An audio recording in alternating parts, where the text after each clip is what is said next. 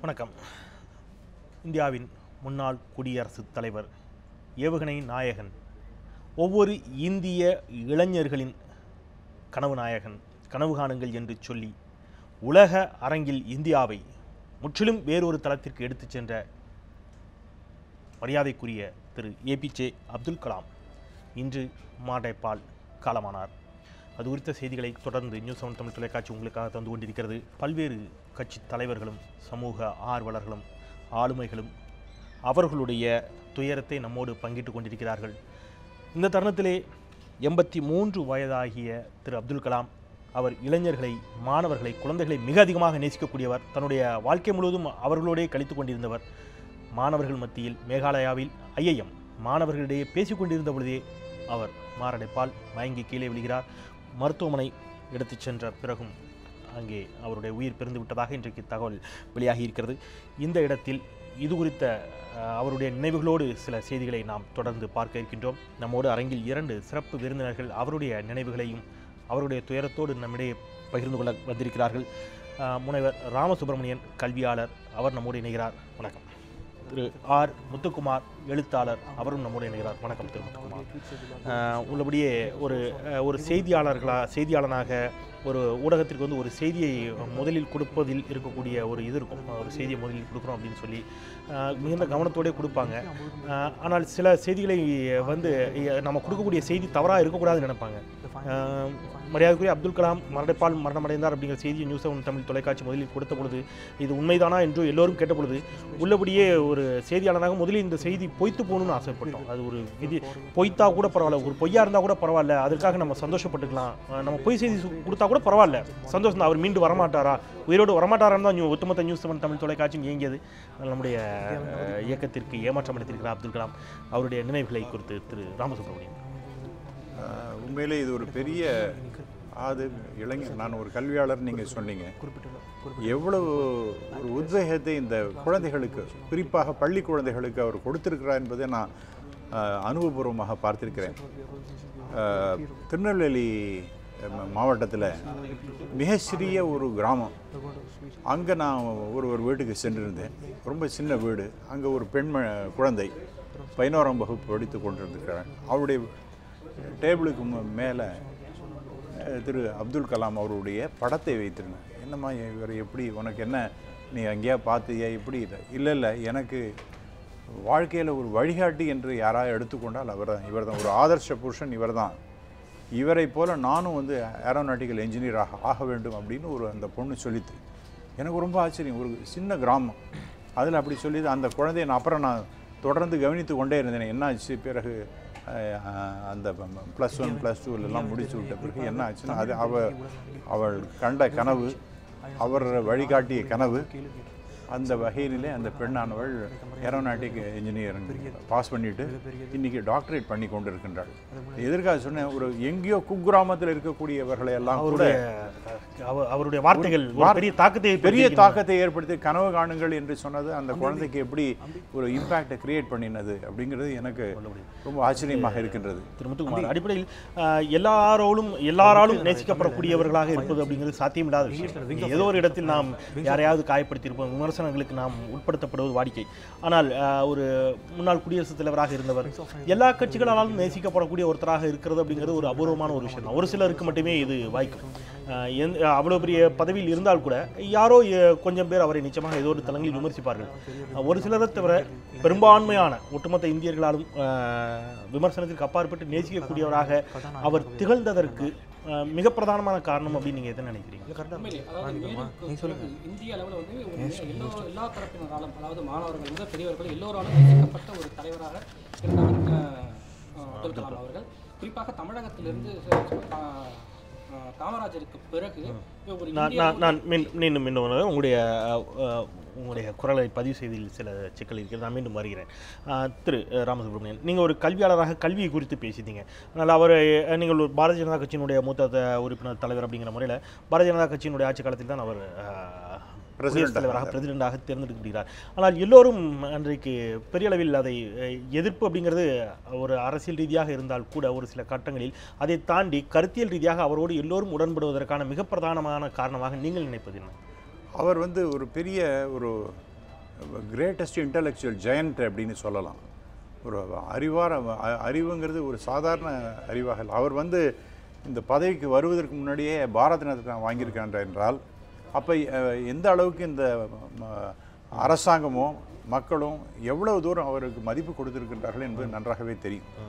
ஆகவே இது கட்சிக்கு அப்பாற்பட்டு ஒரு மிகப்பெரிய விஞ்ஞானி, நமது நாட்டிற்கு ஒரு பெரிய பெருமை தேடி தரக்கூடிய வகையில இருந்தார் அப்படிங்கிறது தான் யதார்த்தமான உண்மை.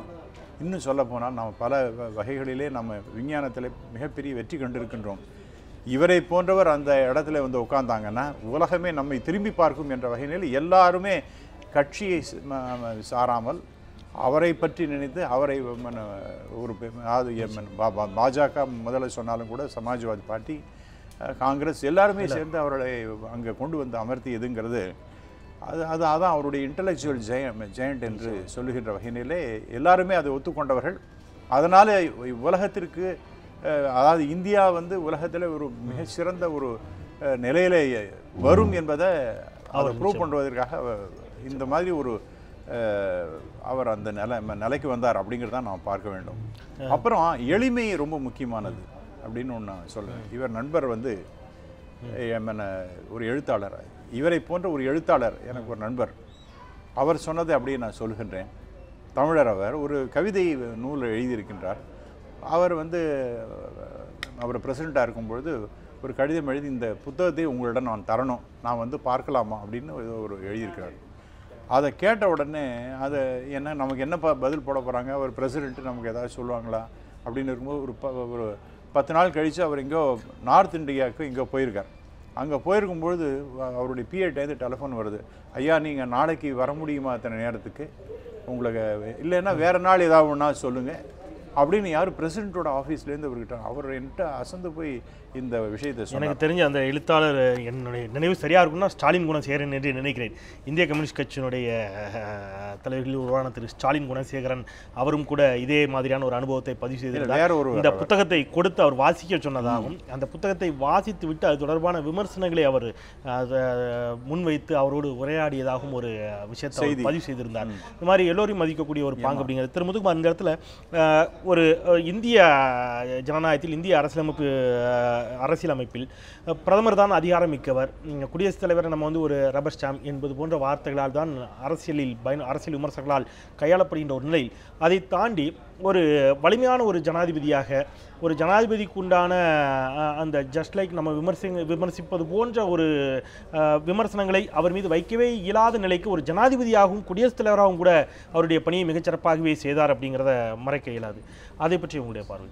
அதாவது குடியரசுத் தலைவராக அப்துல் கலாம் அவர்கள் இருந்த பொழுது ஒரு அதற்கு முன்பு வரை வந்து அவர் விமர்சனத்துக்கு ஒரு அப்பாற்பட்ட தலைவராகவே தான் இருந்தார். ஆனால் அதன் பிறகு இன்றைக்கு அவர் மறைந்து போயிருந்தாலும் கூட எந்த ஒரு மனிதரும் அரசியல் தளத்துக்கு வரும்பொழுது, அரசியல் தளத்துக்கு வரும்போது விமர்சனத்துக்கு உள்ளாக வேண்டிய ஒரு கட்டாயம் வந்து ஏற்படும்.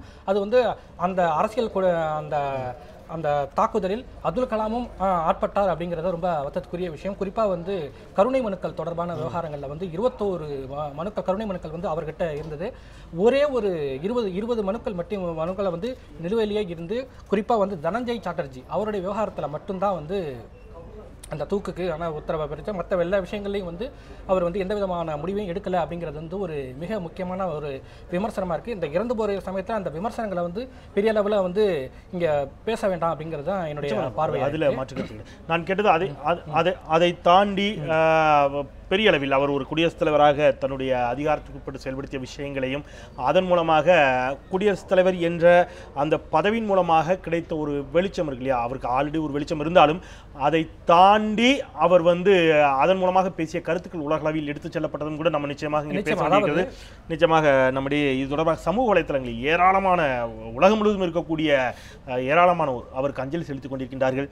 செய்தியாளர் சஞ்சீவி நம்மிடையே காத்துக் கொண்டிருக்கிறார். சமூக வலைத்தளங்களில் ஃபேஸ்புக், ட்விட்டர் போன்ற சமூக வலைத்தளங்களில் அப்துல் கலாமுக்கு அஞ்சலி செலுத்தப்பட்டுக் கொண்டிருக்கிறது. அது குறித்த தகவல்களோடு திரு சஞ்சீவி தொடருங்கள். இதில் அப்துல் கலாம் அவர்கள் குடியரசுத் தலைவராக மட்டும் இல்லாமல் ஒரு கல்வியாளராக ஒரு விஞ்ஞானியாகவும் மக்கள் மத்தியில் அதாவது குறிப்பாக இளைஞர்கள் மத்தியில் ஒரு பெரிய எழுச்சியை உண்டாக்கினார் என்றே கூற வேண்டும். விங்ஸ் ஆஃப் ஃபயர் என்ற புத்தகத்தை எழுதி பலதரப்பட்ட மக்கள் மத்தியில் இளைஞர்கள் மத்தியில் ஒரு பெரிய எழுச்சியை ஒரு ஊக்கத்தை கொடுத்தார் என்றே கூற வேண்டும். அந்த சம்பவம் கிட்டத்தட்ட வெளியாக கிட்டத்தட்ட 1 மணி நேரம் ஆகிறது. ஆனால் அது தவிர மட்டும் இல்லாமல் பலதரப்பட்ட ஃபேஸ்புக் மற்றும் ட்விட்டர் போன்ற சமூக வலைதளங்களில் பல ட்வீட்டுகளை பல விஷயங்களை நம்மால் பார்க்க முடிகிறது. குறிப்பாக அந்த சம்பவம் வெளியான பிறகே இந்திய நாட்டுக்கு மிகப்பெரிய இழப்பு. அதே போல ஐயோ தமிழகத்தில் பொக்கிஷம் தவிர விட்டது என்று பலதரப்பட்ட விஷயங்களை நம்மால் பார்க்க முடியுது. அது மட்டும் இல்லாமல் இன்னொரு முக்கியமான விஷயம், அதாவது IIM international Indian institute of management என்ற அந்த இடத்திற்கு செல்வதற்கு முன்னால் அப்துல் கலாம் அவர்கள் ட்வீட் செய்துள்ளார். Going to Shillong to take course on liveable planet earth என்ற விஷயத்தை 10 மணி நேரத்துக்கு முன்னால் அவர் ட்வீட் செய்துள்ளார். அதன் கீழே பார்த்தோம் என்றால் பலப்பட்ட விஷயங்கள் இந்த இடத்தில் நம்மால் பார்க்க முடியுது. அதாவது the last word of APJ Abdul Kalam, RIP sir, you always be an inspiration for all of Indians. அதாவது ஒட்டுமொத்த இந்தியர்களுக்கும் நீங்கள் ஒரு எழுச்சியாக ஒரு ஊக்கம் தரக்கூடிய ஒரு ஆளாக இருப்பீர்கள் என்று பல இந்தியர்கள், குறிப்பாக இந்தியர்கள் மட்டும் இல்லாமல் பல வட இந்தியர்கள் மற்றும் வெளிநாட்டவர்களின் கருத்தை நம்மால் இந்த இடத்தில் பார்க்க முடிகிறது. You are forever in our memories, great soul, rest in peace. அந்த மாதிரி பலதரப்பட்ட விஷயங்களில் நம்மால் இந்த இடத்தில் பார்க்க முடிகிறது. Very sad to hear the terrible news. You were one of the greatest men of modern science in India and great patriot. அதாவது இப்பொழுது இருக்கக்கூடிய நவீன இந்தியாவில் நீங்கள் கிடைத்த ஒரு பொக்கிஷம், அதாவது விஞ்ஞானம் மட்டும் இல்லாமல் பலதரப்பட்ட விஷயங்களில் நீங்கள் பல சாதனைகளை படைத்திருக்கிறீர்கள் என்று பல விஷயங்களில் நம்மால் பார்க்க முடிகிறது. இந்த ட்வீட்டை பொறுத்தவரை பார்த்தோம் என்றால் அப்துல் கலாம் அவர்கள் அந்த இந்தியன் இன்ஸ்டியூட் ஆஃப் மேனேஜ்மெண்ட்டுக்கு செல்வதற்கு முன்னால் 10 மணி நேரத்திற்கு முன்னால் ட்வீட் செய்த ஒரு ட்வீட் தான் இது. Going to Shillong to take course on liveable planet earth at IIM என்ற ஒரு ட்வீட்டை செய்து அதற்கு பிறகுதான் அந்த இந்தியன் இன்ஸ்டியூட் ஆஃப் மேனேஜ்மெண்ட் என்ற இதற்கு செல்லுள்ளார். இது அப்துல் கலாமுடைய ட்விட்டர் பேஜ் என்று குறிப்பிடத்தக்கது. அதன் கீழ் பல விஷயங்களை நம்மால் பார்க்க முடியுது. இப்போது வரை கிட்டத்தட்ட 1300 பேர் அதை ரீட்வீட் செய்து கொண்டு அதில் கீழே கிட்டத்தட்ட 1000க்கும் மேற்பட்ட கமெண்ட்களையும் நம்மால் பார்க்க முடிகிறது. குறிப்பாக இந்தியா முழுதும் இருந்தும் இதில் இளைஞர்கள் பல விஷயங்களை, குறிப்பாக அவரது மனதில் இருக்கக்கூடிய விஷயங்களை தெளிவாக இந்த இடத்தில் பதிவு செய்து கொண்டிருக்கிறார்கள். We miss you always, we are missing you. உங்களைப் போல ஒரு கதாநாயகர் மீண்டும் கிடைக்க மாட்டார், இவர் ஒரு ஹீரோ என்ற பல விஷயங்களையும் போட்டுக் கொண்டிருக்கிறார். அது மட்டும் இல்லாமல் இந்தியா மட்டும் இல்லாமல் உலக அரங்கில், குறிப்பாக ஐநா சபையில் செல்லும்போது யாரும் ஊரே யாவரும் கேளர் என்ற ஒரு சொல்லை சொல்லி ஒட்டுமொத்த தமிழர்களுக்கு மத்தியில் கூட ஒரு பெரிய ஒரு நட்பெயரை வாங்கி கொடுத்திருக்கிறார் என்று சொல்ல வேண்டும். அது மட்டும் இல்லாமல் sir India will miss you. அதே போல பலதரப்பட்ட விஷயங்கள் இது போல இந்தியா முழுதும், குறிப்பாக தமிழகம் மட்டும் இல்லாமல் இந்தியா மற்றும் உலகத்தில் உள்ள அனைத்து மக்களும் இது போல, அதாவது இந்தியாவிற்கே ஒரு பெரிய இழப்பு என்ற விஷயங்களை பேசிக் கொண்டிருக்கிறார்கள். செந்தில்.